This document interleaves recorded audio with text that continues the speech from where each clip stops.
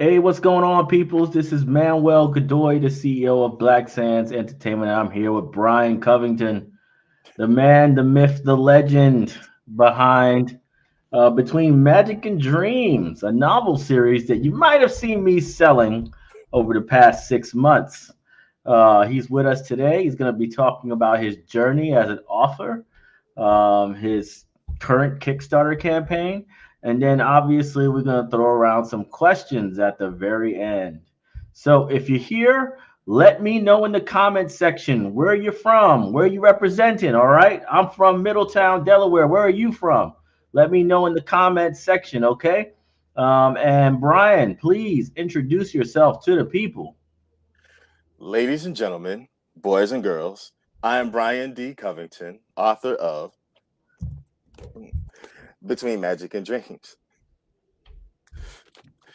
I would want to say that originally I am from Montgomery, Alabama. I've been rapping Georgia for quite some time, and now I've landed myself in Florida somehow. So, Word, word, word. And as far as this journey, where did it all begin, man? Where did this all begin? The first time you thought about writing a story, especially this story between Magic and Dreams. well, Between Magic and Dreams was something that was rolling around inside my head 15 years before I actually wrote the first words. Um, a good friend of mine, Gentian Osmond, created the title, actually wrote the title out for me. And I told her, like, she has these incredible art skills. I was like, look, I want you to write it out as beautifully as you can. And from that point forward, anything that I do attached to this book has to match that quality. And she did not make it easy. but but man, from that point forward, that the characters were slowly coming to mind, and I had ideas, but life was always in the way, and jobs, and it's like, oh man, I don't have the money for this, I don't have the money for that. It was funky, but I ran into you at Dragon Con one year. We had a conversation. I looked at your books and everything, and I think I was dumbstruck by the cost. I was like, $10 for a book. But then after we had that conversation, it dawned on me that yeah, you're not just getting a book, you're backing something, you're supporting a movement. So it was worth the investment, and I'm glad I stuck with it because now I'm 10 bucks in, you know. But back to the Between Magic and Dreams thing, man. I think it was like the third time I met you. My sister was there at the same time, and she was like, "Did you know he's doing a free course?" I was like, "A free course for what?" And when you told me about it, that was the catalyst. Um, from that point forward, I was like, okay, if I don't do this now, it's kind of on me. It's one thing to have an idea, but it's another thing to move towards making that thing a reality. So I signed up for the course, and I just told myself that, come hell or high water, I was going to get this thing done. So you said Word. 3 months, I'll have a book. 3 months later, I had a book.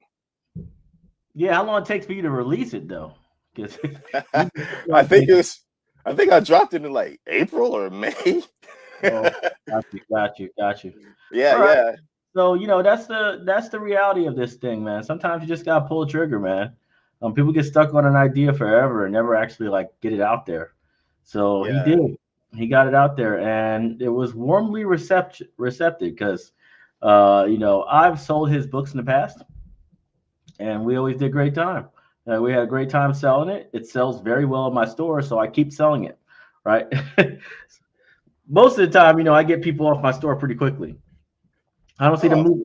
I don't see the units moving. Then I automatically, get them out of there because at the end of the day, it's just taking up space, mhm. right? Very expensive real estate. So I was like, if it's not moving, it means that my audience doesn't really have an affinity toward it. But they've always had an affinity toward between Magic and Dreams. I think we sold maybe 1,200 copies or something like that already of the novel. Yep. So that's pretty crazy for a novel, right? And that was in 6 months. So it's definitely something that is great. That's why I'm excited about his Kickstarter that he's doing right now, where he's pushing into book two and book three of the series, right? I think you're basically done with book two, right? Yes, book two is actually complete. So complete, in fact, that on the Kickstarter, you're going to be able to have access to a variant cover that's only going to be on the Kickstarter. So if 200 people order it, there's only going to be 201 because I'm going to have one. And same thing with the exclusive sticker and the exclusive poster. My artist El Sevilla, incredible guy, by the way. He is someone that is reliable, which is something I look for in anyone that I work with. Mhm. And he not only delivers incredible work, but he does so on time. So when I gave him this idea of like, yo, how about if I do a poster, but then we have a variant poster? Because there's a character in the story that has the ability to see things differently in a way. And I figured why not play on that for this poster? So yeah, we're gonna have that exclusive poster. Again, only as many as that are ordered are going to be produced, plus one. and yeah, I mean, it's gonna be a great ride just making more stuff. In fact, the whole purpose of the Kickstarter is to keep the story going. We've got one more novel to go. The Yep. second one, like I said, is done, and there's a few other things that I would like to play around with, but So the that's third all one in is the coming. basically an end of a series, right? Like we're wrapping it up. The story is complete for the most part. Well, the story is complete from this person's perspective. Okay. Quinn is the main protagonist in this story, so it's from his perspective throughout all three books. Hmm. But one of the things that is important or imperative to the story is the fact that there's all these static characters. But the fact of the matter is, even static characters have their own stories. So this one follows his story, but then there's more to come. If this is well received, we can go off into another trilogy. We can go off into comic work. We can go off into a lot of things because there's a lot of characters that have stories that would mean a lot or relatable to a lot of people who've been reading. Okay. So let's assume that let's look at this Kickstarter right now. Let's go and deep dive into it, right? So Okay. I'm gonna pull this up real quick. Boom, right? So you already passed your initial goal. Let's see what your stretch goals are. Um, where are they at? Let's see. Stretch goals have not been posted yet. I just finished What the those. hell, man? Oh, yo, man, it's All been right. crazy busy. If Well, the stretch goals I assume is to fund and issue three, right? Or book three, Right. right? Everything from getting the audiobook done for book two all the way into three. So, I mean, all these things cost, but Hmm. I'm not willing to really skimp on anything. So, I've gotten the first two done on my own. Yeah. I would like a little assistance to get the rest of these things coming in a good, timely manner. I mean, I can Well, drag it out, but I'd rather not. I know. That's the reality of it. Money equals time. So the more Yes. money you have, the less time it takes to go and finish it up. So I understand that 100%.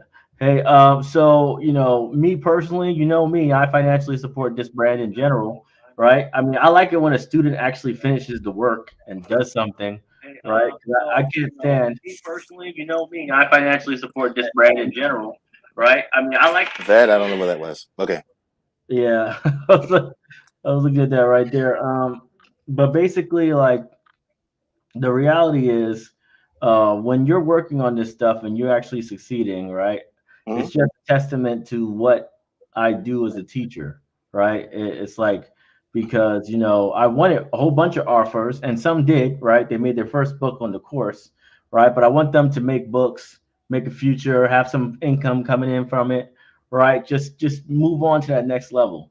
So I'm always rooting up for you to have massive success for that particular reason in and of itself, right? And also, who knows what'll happen in the future? There might be a book division of Black Sands one day, right? But the idea is that to see people succeed in this space without doing the typical stories, right? And Yes. typical stories are like romance, Christian novel or something. It's always something like that, right? Romance or novel or crime drama or Christian novel. That's all that happens in like the black space right now for novels. And we want to make something different. And that's Uh, pretty unfortunate too, because there's a lot of people who are looking for this type of stuff. yeah, And you look at even in the film, we have like, a couple of people in Harry Potter, but pretty sure they're just in the crowd or at the table or whatnot, but never in an actual role to where their presence is significant. Yeah, I feel you on that. So for us, we just got to do that ourselves. We got to be able to get that done, and you're definitely proving that that's possible. Now, there was a couple of mistakes you've made throughout the process, so let's go through that. Besides the obvious pitch problems you had at one Yeah. point in time, what were the other problems you might have had in your own personal space about how to make these books, the cost or whatever that you would like to share with people right now in order for them to avoid it themselves? Okay. Well, two things. Well, first, before we get into that, people have asked me, what's it like working with you? Now, my answer has always been, and I'm going to stick with this. You are very trial by fire. You will say, okay, let's hear your pitch. And once it gets long and the person walks off, you're like, all right, shorten that. Get to the point. Give them the meat and potatoes. I'm like, okay. So granted, I learned a lot from that first day that we worked together at Baltimore Comic Con. It's something that is invaluable. So yes, getting a mentor, regardless of what anybody else says, is something that's going to save you time, effort, and ultimately money. But as far as my mistakes, I would say at first letting cost dictate what it was that I would do as far as for my product.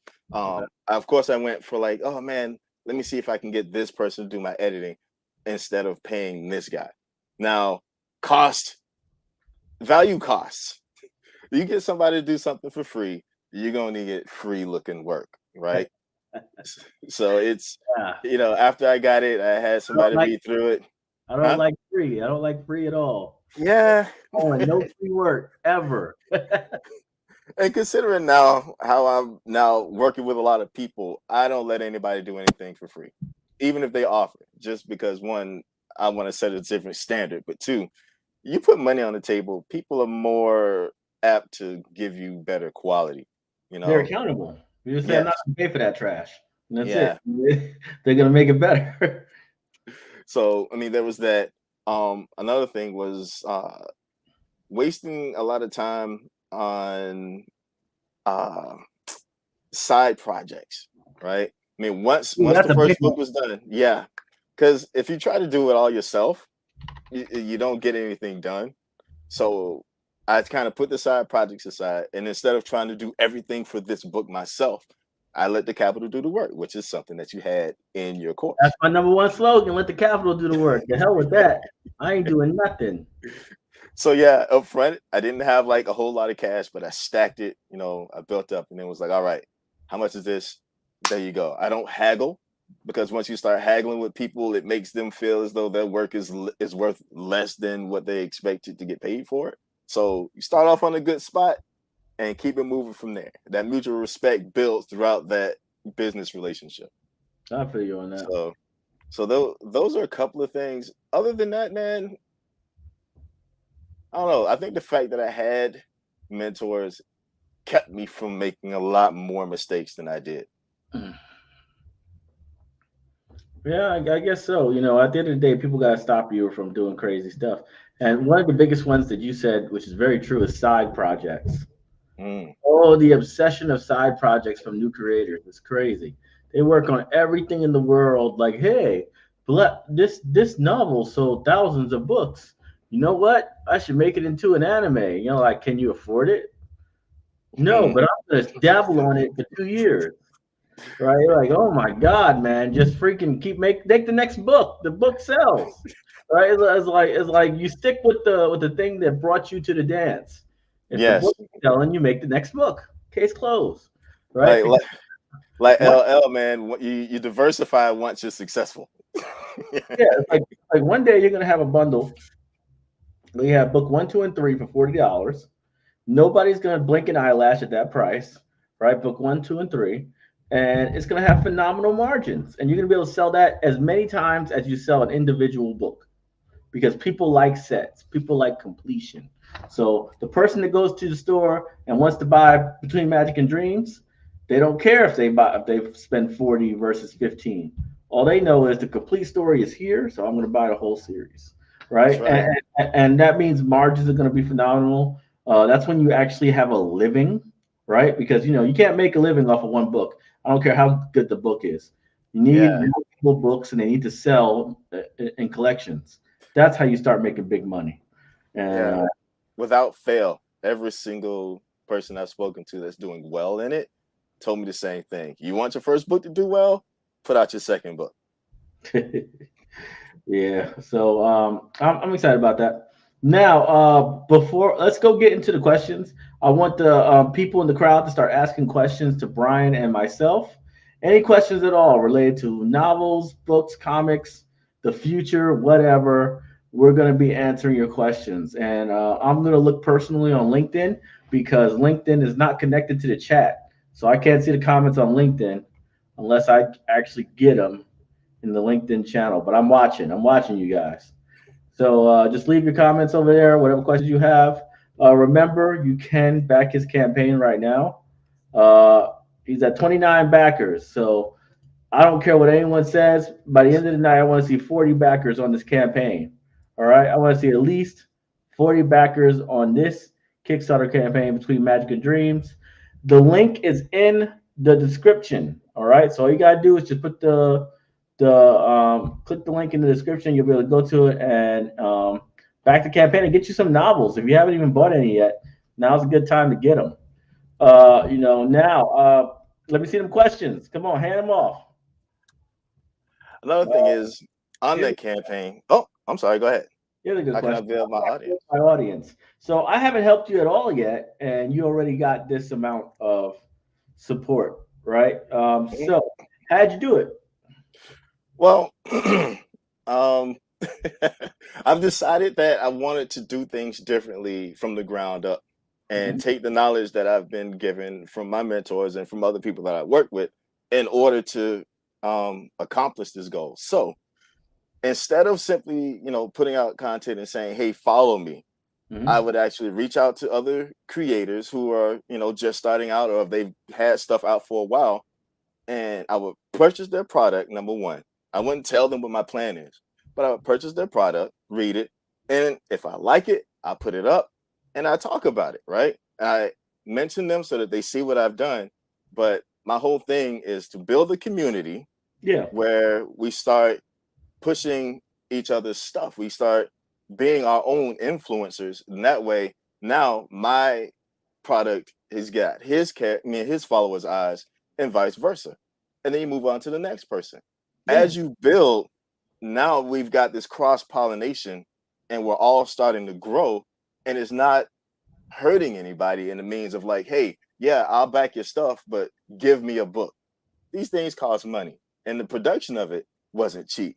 So at the very least, pay for the book, pay for the product, and then give it an honest review to the masses. In doing so, you help yourself because they are going to turn around just out of respect for what you've done for them for nothing and do the same thing. Either they're back on like Kickstarter or they're mention your stuff or they'll even post it or post about it. All these things are good things that other folks would typically have to pay for. So, in building that community where we cross pollinate and build each other up, it builds momentum. I expected to have to wait near the end of the month and hit you up like, man, I just need one hard push. But Yeah, man, that's it's been happening.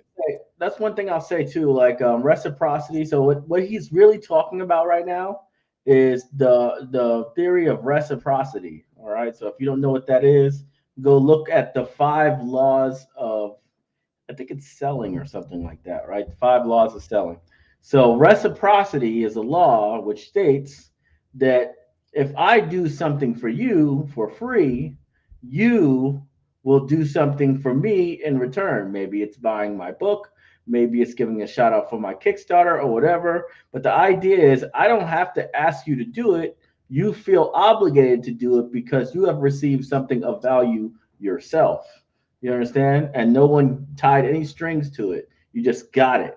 So that's what he's talking about. He's doing a review for them. He's exposing his audience to their books. It's an honest review. He ain't asked for nothing in return up front, and when he has a Kickstarter, they go and talk about the Kickstarter because they've had that genuine level of value from him in the past. You understand? So that's the idea of what he's talking about right there. It's called the theory of reciprocity. So don't be in my DMs talking about, hey, I got this Kickstarter, I got dope black characters, right? Give me a shout out. And that's the first time I ever heard from you before. I ain't never seen you before in my life, right? That ain't gonna work for me, right? People do it all the time. They say, hey, man, I got a Kickstarter out. It's right up your alley. I said, great, good for you, right? Ignored. So just be careful. Yo, and another good thing, man, is to like give knowledge, right? I mean, it's a lot of people are asking for paid mentorship, and that's cool, right? But if there's somebody like some teenagers like, yo, man, I got this really cool idea. I want to do this, I want to do that. Give knowledge and then watch these people grow. Stick around for a little bit, and if they aren't doing anything, then stop wasting your time. All right, let's go ahead and move on to the next question, though, because I do want to get some other people as well. Gotcha. Let me get a LinkedIn question. So I'm gonna pull this one off. Let me pull off a LinkedIn question. I see Anthony Siu Paul. I can't really say the last name, but Anthony Siu Paul says, "What's a good online marketing strategy?" So the idea is to this is what I tell everybody: be a subject matter expert. Your fans like the subject matter, right? The book or whatever. It's tackling a specific idea. So what you want to do is when you're posting, don't post about your pretty pictures. Don't post about your value of your product or whatever. Talk about the actual thing that they're interested in. All right. So if yours is dream world, right? Dream world metaphysics and stuff. Talk about that every now and then because that's the stuff they're buying. So it's like talk about the meta, universe and multiple. It don't matter, right? Just talk about it. Be a part of it. Repost people who are experts in that space and just simply say, "This guy knows what he's talking about." Literally, it's all you got to do. But be a part of that system and be someone that people can follow and say, "This is a credible person in this space," and you'll see a huge following in that, and they'll also buy your products. Me, I'm the Black History Before Slavery guy, so you're gonna see all the time stuff that has nothing to do with comics. It has everything to do with Black History Before Slavery, right? And I'll jump into that battle when something comes up, a controversy in that space. I'm in there first time. I'm first one in, right? So this is how you do your online strategy for social media, right? You also want to capture as many emails as you can along the way, right? But that's a really long game. Like for instance, I have about 90,000 people in my email list, so and it took a while to make that. Yeah, I'm feeling that right now. I mean, it's the cool thing about it is the people that are doing it are loyal, but it just takes time to build that up. Yeah, Brian, here's a question for you. If you could do a crossover between Magic and Dreams with any non-BPS series, I don't know what BPS. I guess Black Sands Publishing series. Yeah. What would it be? I'm gonna take the non-BSP series out of there because we're dope. So you can go ahead and just talk about whatever series you want. Right? What would be a crossover? Man, you know what? There's actually a few. I mean, book-wise or novel-wise? Just one? We want to get as many questions as we can in, so one. All right. I would say Odina. Odina. All right. Okay. Odina. I think that's the concrete one. Yeah. Would you suggest doing social media content like promo videos? Yeah, of course. Don't spend a lot of money on it. Yeah. Don't do a $5,000 promo video. You know what I'm saying?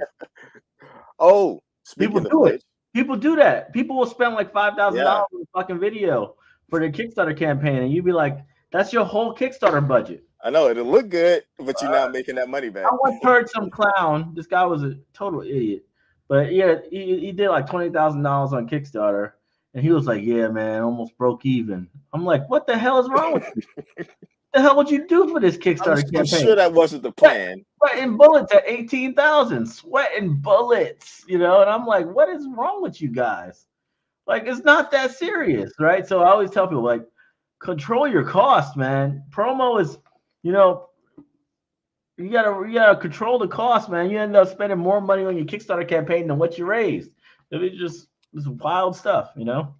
Let's see. Those stretch goals made it in, by the way. Okay. What would any offer need to bring to the table in order to broker best deals with Black Sands? A book. A book. I get this question all the time. The answer is a book. Don't come at me with an idea. Don't come at me with a script. Don't come at me with anything that's not fully developed with your own team of every single individual you'll need in order to make more books. You don't come. You don't. If you don't have that, we're not even going to have a conversation. I'm not looking at any ideas. I don't care about them. And more importantly, it's not legally smart to look at an idea, right? That's with a comic, you're deep in, right? You're deep. You can't say that some like if I'm making a book that has a similar idea, if it obviously just don't look the same, then clearly it's not the same book. You know what I'm saying? But you could do that with words. Oh, that was my idea, right? And I'll be like, yeah, okay. You know, so I don't look at anything that's just a script. I don't look at anything that's just a concept. Nope, it has to have tangible pages already developed. And if you can't do that, you can't work with Black Sands. Simple as that. I'm not a beginner friendly company at all, right? It's an intermediate entrance, right? We do not do beginner stuff at all here. Yeah, I did have a quick question about the comic stuff too. Yeah. What in order to have a comic on Black Sands, would all the people involved have to be PLC? No, but the leadership does. Okay, Whoever owns it has to be black or brown or gotcha. indigenous, right? Mhm. That's because that's just the objective of the company to give them the spotlight, right? So I don't care if the whole team, if you're a black offer and you got a whole team of white folks working for you, I don't care about that. It don't bother me one bit, right? I have a problem with us doing $1 billion on Black Panther with an entire staff that's completely black, and all the actors are black, all the voices are black, every single person in the production is black, and then the white folks make the $1 billion. Yeah, and we get to control the narrative if we're the ones that are running the show. Yeah, so that's just my personal opinion on that. Some people say it's racist. I say I'm just trying to give people who don't have the opportunities a chance to own the rights of their stuff, right? And I don't want other people to be able to exploit our system because we're making a very curated system of fans, right? So I don't want people to just be able to adopt our fans overnight, right, and then run away with it. That makes no sense. You know what I'm saying? Yeah. All right, let's see. Let's keep going. I'm not going to go with this question. I think we already answered it. What is one collaboration? Yeah. What is your marketing plan? How do you reach the most people? Unknown creator, Instagram boost. Alliances. He already told you the strategy. Alliances. Yeah, make friends with other creators. It doesn't take anything to really, check out other people's work because you want them to check out your work. Just do for them what you would want them to do for you. That's it. Case closed. That's literally the easiest answer. That's how I started. A lot of allies out there. I was making content for them. They were resharing my stuff. That's how I got past my first 10,000 followers on Instagram. And you gotta make your allies.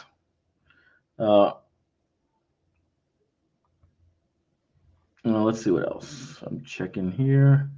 I haven't checked here, so let me go refresh this real quick. Boom, boom, boom. Okay. Here's a question. I don't know if it's a question, but I'm gonna read it. I'm Puerto Rican and I'm almost done with my manga graphic novel. The main character is not of color, but I do represent them in big roles in the story. Would this qualify to be able to work with you? Define not of color. You mean a white guy, or you mean a Puerto Rican dude? Right, right? Because to me, a Puerto Rican dude is fine, right? I don't know what you mean by not a person of color, right? Sometimes people don't see it that way, right? But Machete, which is a series that we're about to sign, that's a Puerto Rican title, and the main character got a light tan, maybe like just a very light tan, right? He's Puerto Rican, right? And that's fine with me. I don't care about that, right? So long as he's culturally, different, that's fine with me, because there's a lot of Spanish titles that will be like that, right? Where the characters are you know, for the most part look white, right? But they Hispanic in some form. So if that's what you mean, then yeah, of course, right? If it's just some serious, like straight up, like a white guy hero story, right? You know, I'm just gonna be honest with you. Like it's just not our brand, right? So there's no point doing it, even if the creator is black, brown, indigenous. It doesn't matter to me. It's also a reason why I don't do superhero stories, right? Because I don't care about them. I just don't care. I don't want to have a Marvel clone or a DC clone, right? I don't want to compete in that space. I Yeah, don't that want to. space is already saturated. Yeah, I don't want to. I don't want to compete on slavery, civil rights, right? Gangster stories. It's just it's just pointless to me. To me, it's not my brand. So there are things I avoid straight up off of brand alone, right? And that would be one of them. Another good thing too is and I got told this just over the weekend by Guy Gilchrist. He was like, yeah, whenever you see a bunch of people going left, you go right. Do something different. Be the one that does something different, because that's what's going to build the future. Everything that's stagnant right now is following that flow. Yeah, that's the reality of it. Market matters. So if it's if it's a capped market, stop trying to get in it. Go somewhere else. Uh, watch Shark Tank. You'll hear that answer all the time. They're like, "Do you know this is a very competitive space, and there's like three companies that own 90% of the entire market, right?" It's like what's to stop them from crushing you like the little man that you are, or whatever, right? Like they say that all the time because it's true. What's to stop them from just destroying you, right? For even trying to compete with them. If you ever do get traction, the next day they can just destroy you because they feel like it, right? So with us, we want to go somewhere where they are so uncomfortable going that they have no chance of stopping us if we ever do get real traction. And we obviously really do have traction. But the whole point is, if we get to like 100 million, Disney's not going to be able to just come out of nowhere and be like, "Time to crush Black Sands," right? They ain't gonna know how to make a story that we tell, right? It's gonna be so hard for them to even get close to where we're at, and the way we tell our stories, the topics that we are covering, that they'll literally have no chance of stopping us before we're already at $1 billion. So that's the idea of what we're doing. We avoid all the heavy traffic in the middle, right? And we go for the place where nobody's driving, and we conquer that entire area. All right, we're sailing west to the edge of the earth. Yeah, Right? and I want to give a quick shout out to everybody that's showing up for me, man. I mean, I see a lot of names in this chat that I recognize. So, really love you guys. Thank you so much. Cool. I don't know if you've already answered this, but I was wondering if BSP will be publishing novels anytime soon. Not anytime soon, but maybe in the future. We're going to go through a lot of changes this year. We just finished our investment round. So I'm waiting to talk to Mark Cuban once we're done with all these deals, right? Because he has a lot of tech companies in his portfolio. So we're going to go through a lot of heavy revisions in the app in order to get it to scale, right? And get us to make some money, right? Right? Because I need an app that's gonna make money. I ain't gonna make an app just gonna sit there and cost money, So we gotta make the right changes in order to make that happen. So we'll see what happens. Who knows? Novels might be on the table. Who knows? Let's see. Mm.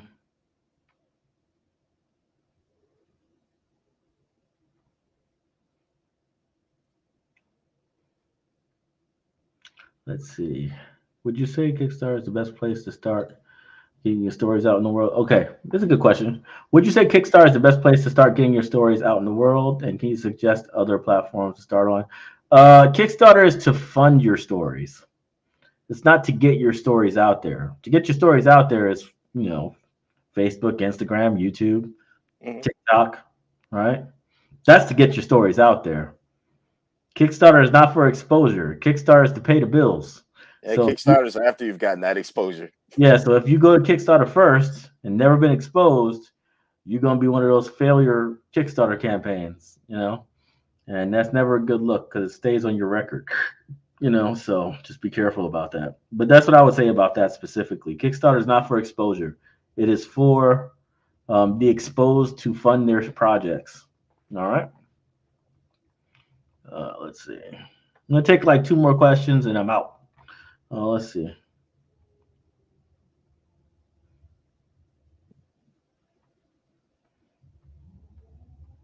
Actually, there's no more questions. So I see a good one. You mind if I take it? where is it? What is it? It's 10 years down the road. What do you see between magic and dreams becoming? Okay, what is it? I see it becoming its own universe. I mean, as it stands now, this is just the beginning. Like, book 1 is the seed. By book 3, you gain an understanding of how broad the world can be, and anything beyond that series, this trilogy, you start getting more of an idea of how vast this can be. And this is the merging of 2 worlds, 2 realities, really. So it's a place where nobody feels at home, but everybody is like seeing the opportunities. It's weird how it kind of seems like what's currently going on. I mean, even though right now we got COVID issues all around, but through that, we've got streaming movies straight from, instead of going to the theater, we're getting them right at home. We're getting food delivered. All these kinds of businesses are popping up because they're fulfilling a need that's brought about by current circumstances. Yep. Similar things happen in the book. Okay, that's good. All right, so remember, guys, everybody here, I want to see on his Kickstarter campaign 40 backers. By the time it hits 12 o'clock tonight, I better see 40 backers on his campaign. All right, get you some books. He got some really nice books, so get you some early. He has a really good product. How much did that go up by? I could have sworn it was at like 1,800. What the hell happened? It was like 1,830 something, and yeah, I think you said some stuff and things happened.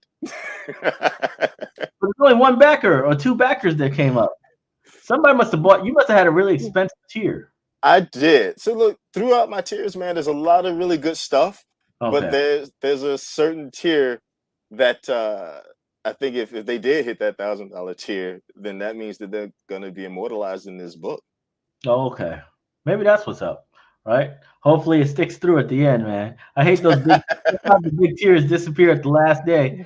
I'm like, damn, But if they are, great. I've done that before in my times. I've done characters, right? Get characters in the comics for $500. Get executive producer credit for $250.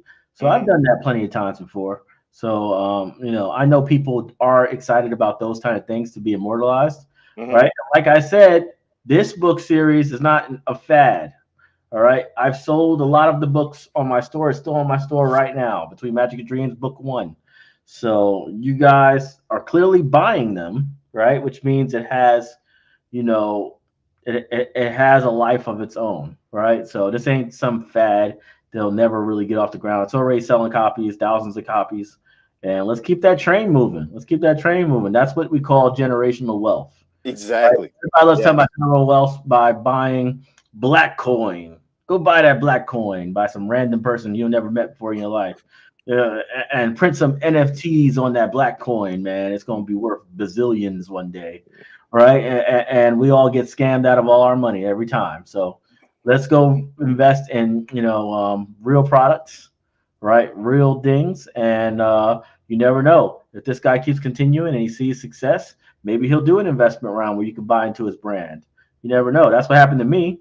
I kept having Kickstarter successes, and I said, you know what? I need a lot more money than what Kickstarter is going to offer me, and so I'm going to do investment rounds. And then people bought stock in my company. So let's get him to the next stage, okay? That way we can reap the benefits of his success, right? Indeed. Entertainment is key, man. I'm going to bring it to you. All right, guys. Thank you guys so much for hanging out with us. Remember, the link is in the description. So all you got to do is click that link and go and support your man, Bryan Covington, a black man writing black fantasy stories. Let's go. Thanks, everybody.